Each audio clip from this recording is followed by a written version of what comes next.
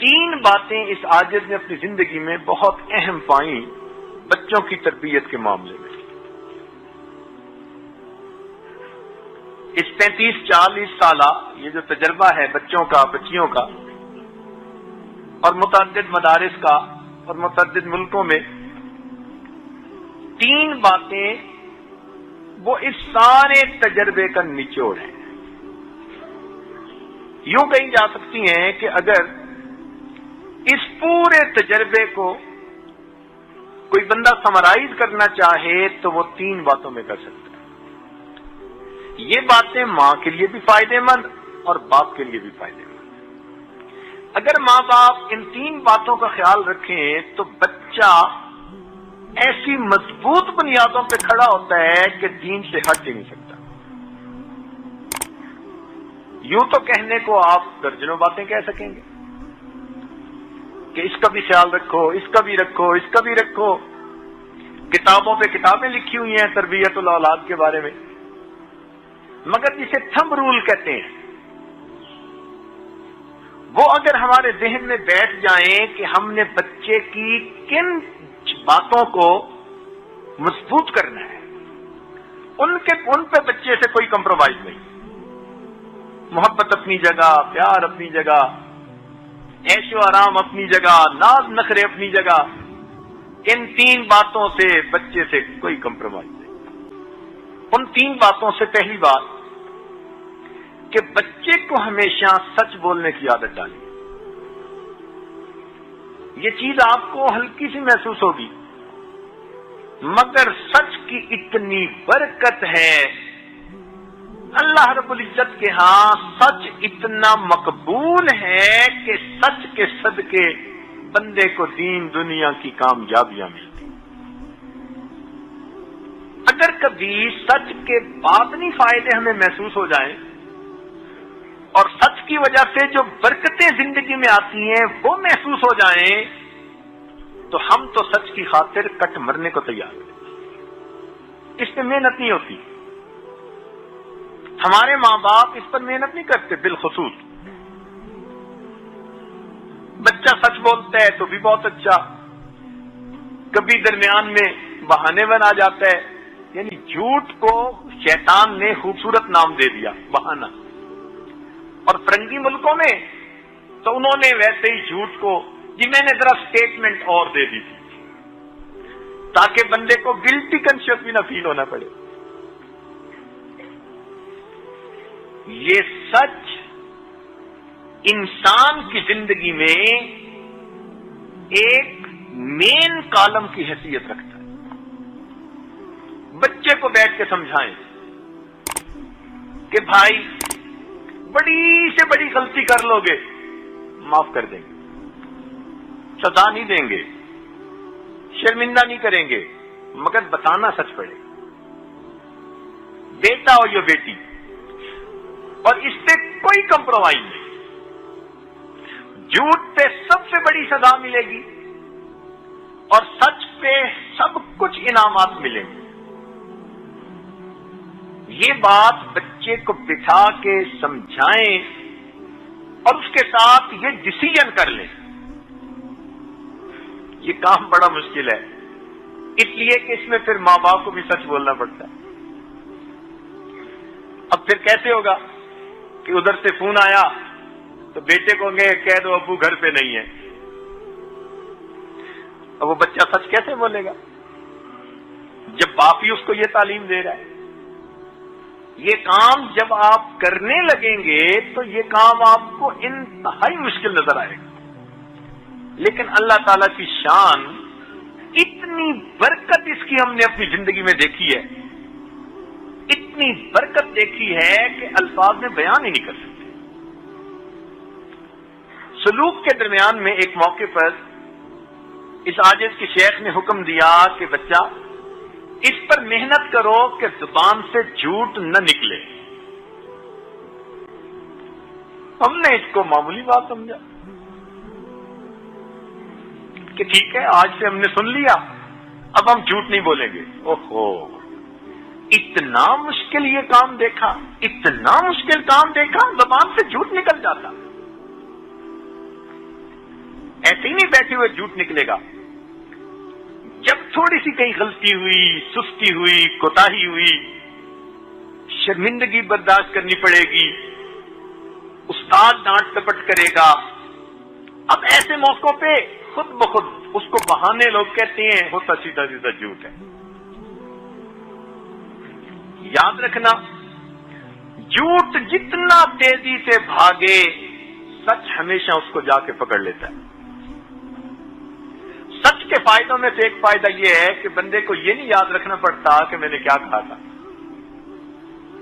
سچ سچ ہے. آپ کو نظر آئے گا کہ سچ بولنے میں نقصان ہے، مگر کبھی ایسا نہیں ہوگا. اللہ تعالیٰ سچوں سے محبت کرتے ہیں، وہ کبھی سچے انسان کو دنیا کے اندر رسوا نہیں ہونے دیتے. توجہ فرمائیے، عمر بن خطاب رضی اللہ عنہ کے زمانے میں ایک عیسائی بادشاہ گرفتار ہوا. اس نے مسلمانوں کے خلاف اتنا کچھ کیا تھا کہ اس کا وجود تو ایک لمحہ کے لیے بھی برداشت نہیں تھا. ہر بندہ چاہتا تھا اس کو تو قتل ہی کر دیا جائے. اللہ کی شان کہ وہ عمر بن خطاب رضی اللہ عنہ کے سامنے پیش ہوا. ہاتھ بندے ہیں، پاؤں میں بیڑی ہیں. عمر خطاب رضی اللہ عنہ بڑے اس پہ غصے تھے. آپ نے بھی جلاد کو حکم دیا کہ اس کا سر قلم کر دیا جائے.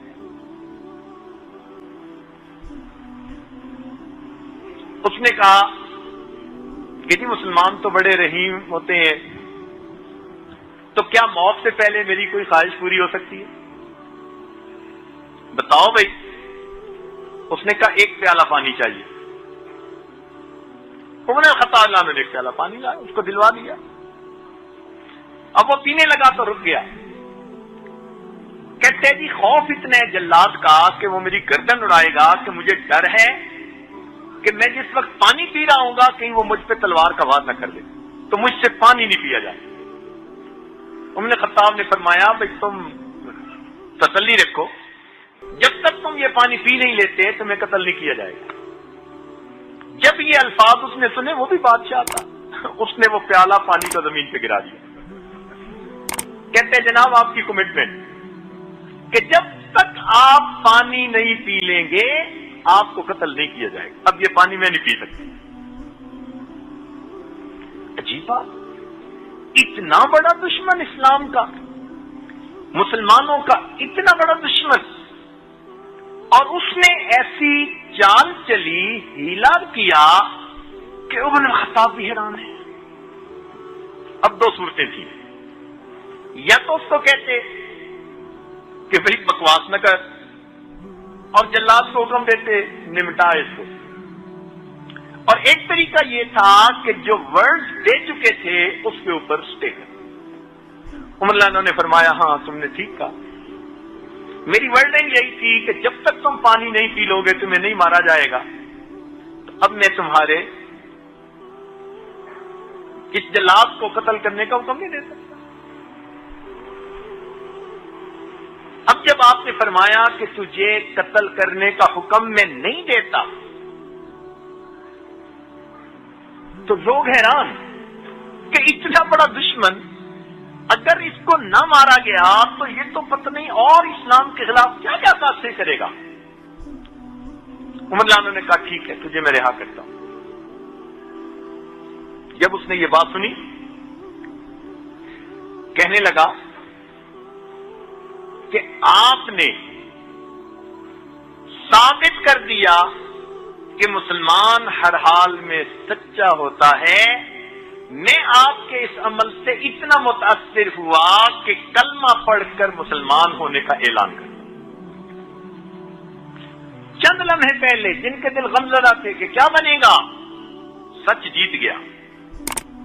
وہ اسلام کا سپاہی بنا. اتنا سمجھدار بندہ تھا، کتابوں میں لکھا ہے کہ عمر بن خطاب جانو اس سے امور خلافت میں مشورے کیا کرتے تھے.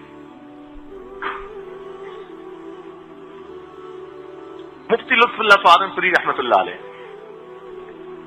گھر کی عورتوں کے ساتھ شادی میں کہیں شرکت کے لیے جا رہے ہیں. رستے میں ایک جگہ ڈاکوؤں نے گھیر لیا. حضرت پہچان گئے کہ یہ مال سمیٹیں گے. حضرت نے کہا دیکھو بھائی پردے دار عورتیں ہیں, تمہیں مال چاہیے, ان کی عزت خراب نہ کرو, ان کو بے پردہ نہ کرو, ہمارے پاس جو کچھ زیور ہے ہم سب تمہیں خود دے دیتے. نیک لوگوں کی نظر میں عزت قیمتی ہوتی ہے, مال کی کیا حیثیت ہے. انہوں نے کہا ٹھیک ہے. آپ نے عورتوں سے کہا کہ جو زیور ہے سب اتار کے دے دو. عورتوں نے سب اپنے زیورات اتار کے ایک رومال میں باندھ کے اس کو دے دی. بھائی یہ لے جاؤ, عورتوں کے قریب نہ جاؤ. انہوں نے کہا ٹھیک, ہمارا کام آسانی سے ہو گیا. وہ گچھڑی زیورات کی لے کر چل پڑے اور حضرت نے گاڑی چلانے والے کو حکم دیا بھائی چلو. تھوڑی دور آگے گئے تو ایک عورت کی نظر پڑی کہ ایک چھوٹی سی بچی کی چھوٹی انگلی میں ایک چھوٹی سی انگوٹھی تھی. تو اس نے حضرت سے پوچھا کہ حضرت آپ نے کہا تھا کہ ہم سارا زیور تمہیں دے دیتے ہیں اور اس بچی کی چھوٹی انگلی میں یہ چھوٹی سی انگوٹھی ہے. حضرت نے فرمایا ہاں روکو. گاڑی رکوائی, بچی کی انگوٹھی اتروائی اور حضرت ڈاکوؤں کے پیچھے چلے. ڈاکوؤں نے دیکھا کہ وہ بندہ ہمارے پیچھے آ رہا ہے, کہنے لگے کوئی بات نہیں, ہم زیادہ ہیں, ہم نمٹ لیں گے. کیسے آئے؟ بھائی معاف کر دینا, مجھ سے غلطی ہوئی. ایک بچی کی انگلی میں چھوٹی سی انگوٹھی تھی, نظر ہی نہیں آئی اس وقت. میرے کال تھا کہ ہم سب دے دیں گے, تو بھائی یہ بھی آپ لوگ لے لیجیے. حضرت کی بات کا ایسا اثر ہوا, سب ڈاکوؤں نے توبہ کی اور حضرت کے ہاتھ پر بیعت ہو گئے. جھوٹ جتنا تیز بھاگے, سچ ہمیشہ اسے پکڑ لیا کرتا. میرے دوستو, سچ کو آزما کے دیکھو. یہ سب سالکین کے لیے بھی ایک نصیحت ہے. اپنی زندگی میں سچ کو آزما کے دیکھیں ذرا. اتنے مزے کی زندگی ہو جائے گی نا کہ آپ کو اس دنیا میں اللہ رب العزت جیسے جنت کا سکون ملتا ہے, آپ کو وہ سکون ملے گا. یاد رکھنا, جو انسان ہمیشہ سچ بولتا ہے اللہ رب العزت اس کے اٹھے ہاتھوں کو کبھی رد نہیں کیا کرتے. یہ زبان سے کبھی جھوٹ نہیں نکلتا, اس کی نکلی ہوئی فریادیں میں کیسے رد کر دوں. سچ بولنے پہ محنت. اسی لیے کتابوں میں لکھا ہے, پیران پیر حضرت شیخ عبد القادر جیلانی رحمۃ اللہ علیہ جب گھر سے چلنے لگے تو ان کی والدہ نے کیا نصیحت کی تھی؟ بیٹا سچ بولنا. ایک ہی بات کہی تھی. ایک بات نے بچے کو وہ مقام دلوایا کہ اولیاء کی گردنوں پر ان کا پاؤں رکھا گیا.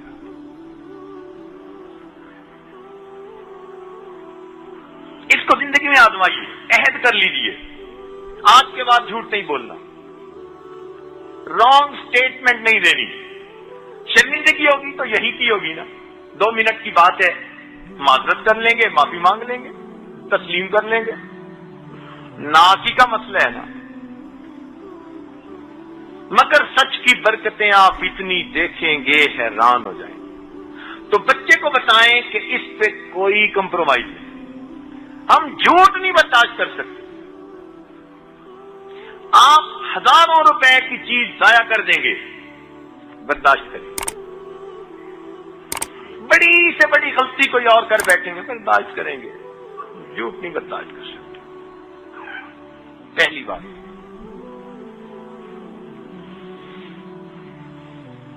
بلکہ الہی بخش کاندلی رحمت اللہ علیہ کا واقعہ مشہور ہے کہ ہندوؤں نے کہا کہ ہم یہاں مندر بنائیں گے, مسلمانوں نے کہا مسجد بنائیں گے. پھر مسلمانوں سے انگریز جج نے پوچھا کہ بھئی کوئی بندہ ہے جو درمیان میں گواہی دے اور معاملہ سمٹ جائے.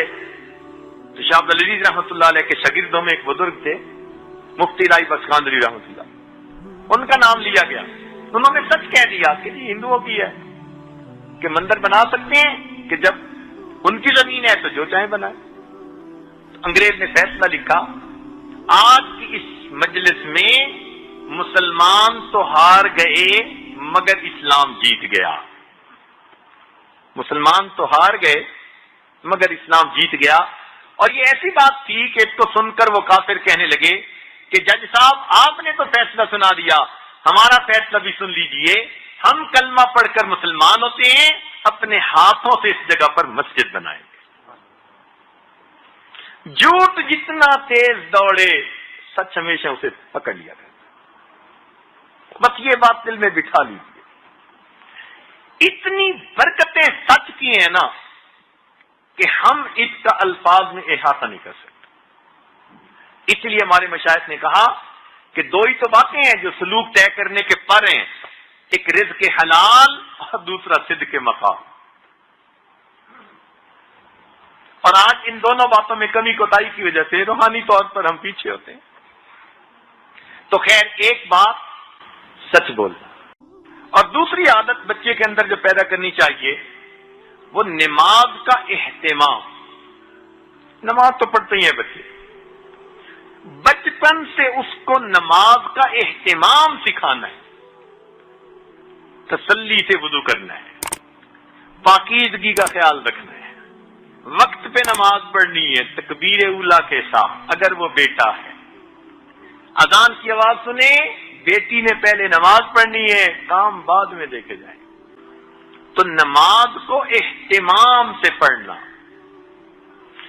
اس کے اندر ایک فائدہ تو یہ کہ اس بچے کے اندر پاکیزگی آ جاتی ہے، کیونکہ بے نمازی بچہ تو استنجے کا بھی خیال نہیں کرے گا، اور اگر نماز پڑھے گا تو کپڑوں کی پاکیزگی کا خیال رکھے گا.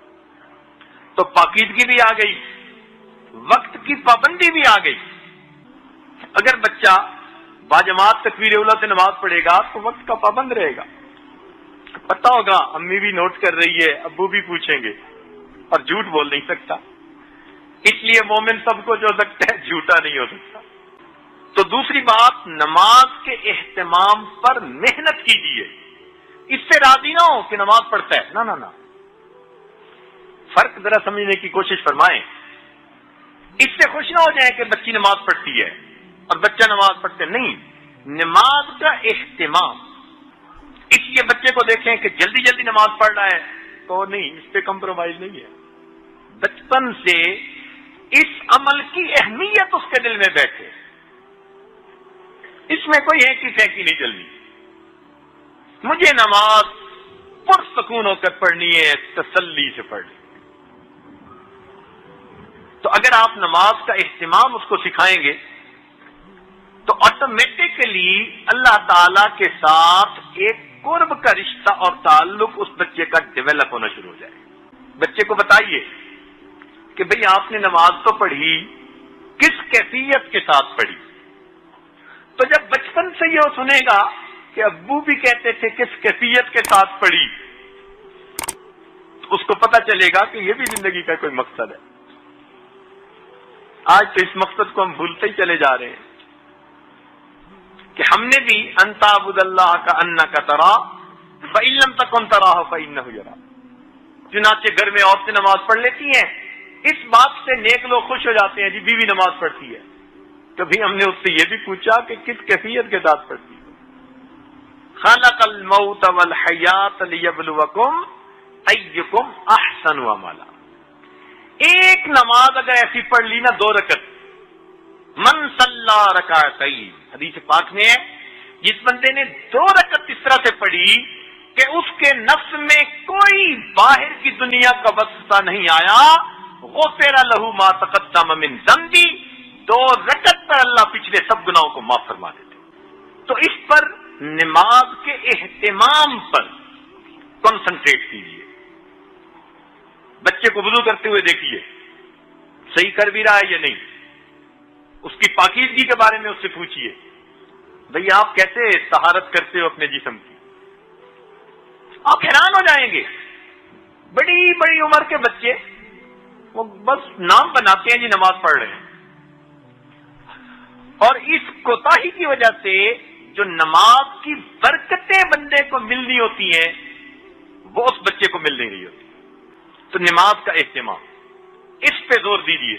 استاد کلاس میں بھی بچوں کو یہ سمجھائیں، ان کو حدیث سنائیں، ان کو بتائیں کہ نماز صرف ظاہر داری ہی نہیں کرنی نماز کو جما کے پڑھنا ہے، پرسکون ہو کے پڑھنا ہے، دنیا کے خیالات سے خالی ہو کر پڑھنا ہے، خود بھی محنت کریں، اپنے بچوں کو بھی محنت کروائیں۔ یہی تو محنت کا میدان ہے مومن کے لیے۔ جتنا آپ بچے کو نماز کی اہمیت پر ابھاریں گے، ایکسائٹ کریں گے، بتائیں گے، اتنا ہی اس کی زندگی میں اللہ تعالیٰ کی طرف سے برکتیں ہوں۔ احادیث میں جتنے فائدے نماز کے بتائے گئے، کسی اور عمل کے اتنے نہیں بتائے گئے۔ اللہ تعالیٰ کام کے ذمہ دار ہوتے ہیں، اللہ تعالیٰ اس کو سرخرو کرتے ہیں، برکتیں دیتے ہیں، رزق میں برکت، اتنے فائدے کہ کوئی حد نہیں۔ اچھا، بچے کو جب آپ دیکھیں کہ ذرا اچھی نماز پڑھ رہا ہے تو اس کو انعام دیا کریں۔ بیوی کو کبھی مصلی پہ بیٹھے دیکھیں تو بھولے سے تعریف کر دیا کریں، کیونکہ ہمارے نوجوان بیویوں کی تعریف نہیں کرتے۔ نیک بیوی ہوگی، پاک دامن ہے، وفادار ہے، نیکوکار ہے، ان کی زبان گنگ ہوتی۔ دیکھو بھائی، یہ جو ہوتے ہیں نا انکریجمنٹ، یہ فطرت ہے بندے کی۔ آپ اندازہ لگائیے کہ مچھلی کو جب سکھایا جاتا ہے تو اس کو کہتے ہیں کہ تم چھلانگ لگاؤ، تو مچھلی چھلانگ لگاتی ہے، تو اس کے منہ میں پھر چھوٹی مچھلی ڈالتے ہیں۔ ایک جگہ ہمیں ایکویریم میں وہ مچھلیوں کے کرتب دیکھنے کا موقع ملا، تو ٹرینر سے پھر بعد میں کویسچن آنسر ہوئے، تو ہم نے یہ کویسچن پوچھا کہ بھئی تم نے یہ فٹ بال لٹکایا ہوا تھا 35 فٹ اونچا، اور مچھلی کو تم نے آواز دی، وہ اس کونے سے آئی اور بالکل اس کے نیچے آ کے اس طرح سے نکلی کہ 35 فٹ اوپر جا کر اس نے بال کو کک لگائی۔ یا اللہ، اس جانور کو کیسے ٹرین کیا؟ ہم تو بندوں کو اور انسانوں کو ٹرین نہیں کر پاتے۔ تو جب ان سے ڈسکس کیا نا، تو انہوں نے یہ بات کہی، انہوں نے کہا جی کہ فطرت ہے ہر چیز کی کہ وہ انسینٹو چاہتا ہے، انکریجمنٹ چاہتا ہے۔ ہم نے جب اس مچھلی کو شروع کیا تو یہ نہیں سنتی تھی بات، لیکن جب اس نے ایک دفعہ ایسا کیا، ہم نے اس کے منہ میں مچھلی ڈالی، پھر دوبارہ کیا، مچھلی ڈالی، ہر دفعہ اب یہ انسینٹو ہم نے دینا شروع کر دیا، تو مچھلی کو بھی پتا چل گیا ایسا کرنے سے مجھے انسینٹو ملتا ہے، اس نے کرنا شروع کر دیا۔ اب بتائیے کہ جانوروں کو انسینٹو دے کے اگر وہ ایسے کام کروا لیتے ہیں، کیا ہم انسان کے بچوں سے نہیں کرواتے؟ بچہ بھی انسینٹو چاہتا ہے، عورت بھی انسینٹو چاہتی ہے۔ آپ جائز کام میں اس کی تعریفیں کیجئے۔ کبھی آپ گھر آئے، اس کو مصلی پہ تلاوت کرتے دیکھا، تسبیح پڑھتے دیکھا، آپ تعریف کیجئے، دل کھول کے تعریف کیجئے کہ مصلی پہ بیٹھی تو مجھے بہت اچھی لگتی ہیں، آج تو دیکھ کے میرا دل خوش ہو گیا، آج میں بہت خوش ہوں آپ کو اس طرح دیکھ کے۔ آپ دیکھیے آٹومیٹکلی آپ کی اہلیہ مصلی کے اوپر بیٹھنے کی پابند ہوتی چلی جائے۔ تو یہی حال بچے کا، کہ جب بچے کو آپ دیکھیں کہ اچھا وضو کیا، صاف رہتا ہے، سچ بولتا ہے، اس کو انسینٹو دیا کریں، اس کو انعام دیا کریں۔ انعام کی مقدار کا نہیں ہوتا، انعام کا لفظ ہی اللہ کا انعام ہے۔ کہہ دو نا جی کہ میں انعام دوں گا، فطرت ہے، اسی سے خوشی ہو جاتی ہے۔ تو پہلی بات سچ بولنے کی تلقین، اور دوسری بات نماز کا اہتمام، اور ان کو بتائیں کہ اس پہ کوئی کمپرومائز نہیں ہے، اس پہ ہم کوئی آپ کی کمزوری برداشت نہیں کر سکتے۔ تیسری بات، بچوں کو خدمت کی اہمیت سمجھا، کام کاج جو گھر کے کیے جاتے ہیں اس پر کیا اجر ملتا ہے، ماں کی خدمت، باپ کی خدمت، بڑوں کی خدمت، استاد کی خدمت، خدمت کا جذبہ بچپن سے بچے کے دل میں ڈال دیجیے۔ مان لیا کہ آپ ملٹی ملینر ہیں، آپ کے گھر میں کام کرنے والے 1 درجن نوکر موجود ہیں، مگر بچے کو کہیں کہ اپنے کام خود کرے، بلکہ دوسروں کے بھی کام یہ کر کے دکھا۔ بچپن سے اس کو شہزادہ بنا دیا، آپ نے بچے کو خراب کر دیا۔ آج تو پانی کا گلاس بھی نہیں خود پی سکتے بچے، وہ بھی دوسرے کو کہتے ہیں کہ لائی۔ اس خدمت کے جذبہ نہ ہونے کی وجہ سے پھر بچے بہت بڑی نعمت سے محروم ہو جاتے ہیں. طبیعت میں سستی کاہلی آ جاتی ہے. یہی نہیں کہ پھر یہ دوسروں کی خدمت نہیں کرتے، ان کو کام کاج بھی پھر بوجھ نظر آتا ہے. اس لیے آج شکایت ہے اکثر ماں باپ کی طرف سے، جی بچے کام میں دلچسپی نہیں لیتے. بھئی آپ نے بچپن میں کون سی خدمت سکھائی ہے اس کو؟ بچپن میں خدمت سکھاتے، آج بچوں کے آزار ریفلیکٹڈ کے اندر نرمی ہوتی اور بچے خود بخود دوڑ بھاگ کے اپنا کام کر رہے ہو. عبادت سے جنت ملتی ہے اور خدمت سے خدا ملتا ہے. کیا پتا یہ بچہ کبھی کس اللہ والے کی خدمت کرے اور اس کی اس کو دعا لگ جائے. سلطان محمود غزنوی کا والد ایک سپاہی تھا، ایک عالم باللہ تھے، اللہ والے تھے. اس کو اس نے گھر پہ ٹھہرایا اور 3 دن اس کی خدمت کی تو انہوں نے جاتے ہوئے اس کو دعا دے دی. اللہ نے سپاہی سے اس کو فوج کا جرنیل بنا دیا اور بیٹا وقت کا بادشاہ بنا. اس کو بتائیے کہ معذوروں کی خدمت کی جاتی ہے، بوڑھوں کی خدمت کی جاتی ہے تو اس کے دل میں رحم کا مادہ پیدا ہوگا، احساس ہمدردی ہوگا. اس ایک لفظ خدمت کی وجہ سے اس بچے کے اندر اچھے اخلاق آتے چلے جائیں گے. جب دوسروں کی بات سنے گا جو بڑے ہیں تو پھر ماں باپ کی کیوں نہیں سنے گا؟ آج اس کو خدمت بتائی نہیں، وہ ماں باپ کی بھی نہیں کرتے. مثلا ہمیں بچپن میں ہی ماں باپ کی خدمت کی اہمیت بتائی تو بچپن سے ٹریننگ ہی ایسی ہوئی کہ اس عاجز کو یاد نہیں پڑتا کہ زندگی میں ایسا ہوا ہو کہ والدہ کھڑی ہے اور میں بیٹھا ہوں. کبھی ایسا نہیں ہوا. پوری زندگی ایسی گزری، پہلے والدہ بیٹھے گی پھر ہم بیٹھے. ٹریننگ ہی ایسی تھی. والدہ چارپائی پر بیٹھتی تھی، ہم اس کے قدموں میں بیٹھتے تھے. وہ پکڑ کے بٹھاتی تھی کہ بیٹا ادھر آؤ، تب چارپائی پر بیٹھتے تھے ورنہ قدموں میں بیٹھتے. ہمارے بچے چھوٹے تھے، وہ دیکھتے تھے ابو اس طرح جا کر اپنی امی کے قدموں میں بیٹھتے. ہمیں ان کو کچھ کہنا ہی نہیں پڑا. انہوں نے زندگی کے ان اعمال سے ان اخلاق کو خود سیکھا. یہ خدمت سکھانی پڑتی ہے اور اس خدمت سے پھر والدین کی کیا دعائیں ملی ہم ان کو الفاظ میں بیان ہی نہیں کرتے. ماں باپ بوڑھے بھی ہوں، ان کی زبان سے نکلے ہوئے کچھ الفاظ ایسے اوقات ہوتے ہیں اللہ کے ہاں قبول ہو جاتے ہیں. تو خدمت کا جذبہ یہ تیسرا لفظ ہے. ان کو بیٹھ کے واقعات سنائیں کہ خدمت اس طرح کی جاتی ہے، اس طرح فلانے کی، اس طرح یہ ہوا، تاکہ بچوں کے اندر ایک شوق. ہمارے ایک دوست تھے، توجہ سے بات سنیے چونکہ میں مکمل کرنا چاہ رہا ہوں. وہ ایک بڑے بزرگ تھے، ان کے گھر میں گئے، بات ذرا توجہ سے سنیے گا. تو وہ جو میزبان تھے ان کا ایک بیٹا تھا کوئی 9-10 سال کا. انہوں نے اس کے ذمہ لگا دیا کہ بیٹا آپ نے اس مہمان کی خدمت کرنی ہے. یہ خود بڑے نیک، دیندار، متقی، پرہیزگار اور ایک بڑے یعنی کمپنی کے ڈائریکٹر تھے. اللہ نے دین بھی دیا، دنیا بھی دی تھی ان کو. کہنے لگے وہ بچہ ایسا سلیقہ مند، ہر چیز اس نے تیار کی ہوئی، وقت پہ دسترخوان لگاتا اور اس پر برتن رکھتا، کھانا لاتا. مجھے اس کو دیکھ کر محسوس ہوتا کہ ہاں مجھے اس کی بھی ضرورت تھی. میں صبح اٹھتا تو مجھے گرم پانی ملتا.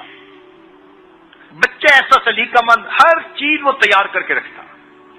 کہنے لگا کہ 2 دن میں اس بچے نے میرا دل مو لیا. میں تمنا کروں کہ کاش میرے بچے بھی ایسے خدمت گزار ہوتے.